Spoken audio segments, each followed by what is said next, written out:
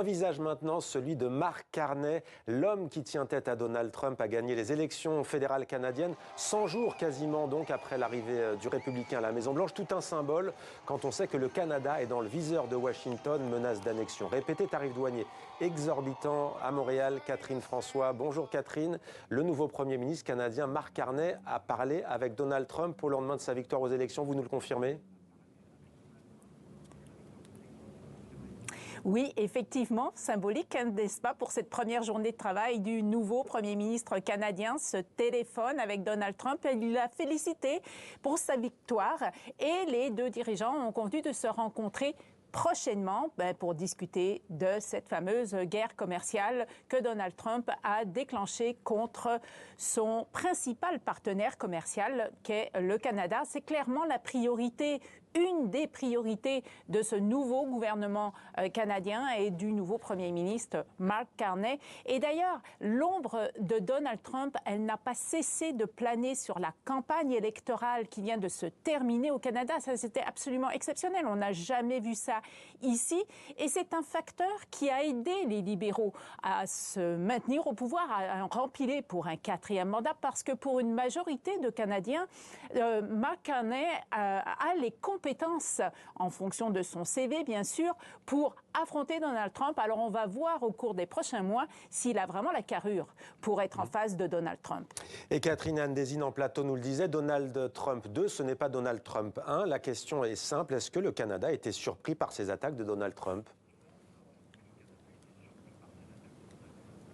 Oui, clairement surpris. En tout cas, on ne s'attendait pas à se faire traiter comme ça, c'est évident. Écoutez, le premier mandat de Donald Trump, on a fait du rodéo, nous, ici.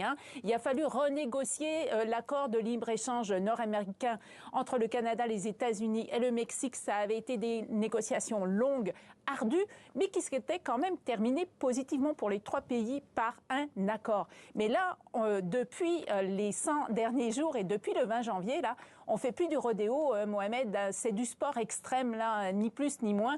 Bien sûr, il y a les fameux tarifs douaniers que Donald Trump impose à beaucoup de produits canadiens, mais il y a aussi ces visées expansionnistes, puisqu'il n'arrête pas de dire à nauséam que la meilleure solution finalement pour le Canada, pour éviter ces tarifs douaniers, c'est de devenir le 51e État des États-Unis. Et ça fait littéralement hurler les Canadiens. C'est comme un coup de poignard dans le dos qu'on leur a donné.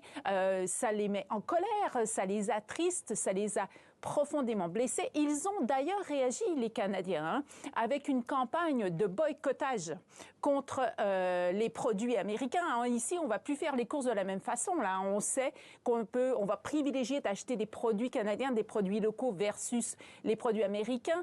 Les États-Unis sont également boycottés par une majorité de Canadiens comme destination touristique. Ça va d'ailleurs leur faire mal au cours de l'été. Il faudra voir la suite des choses.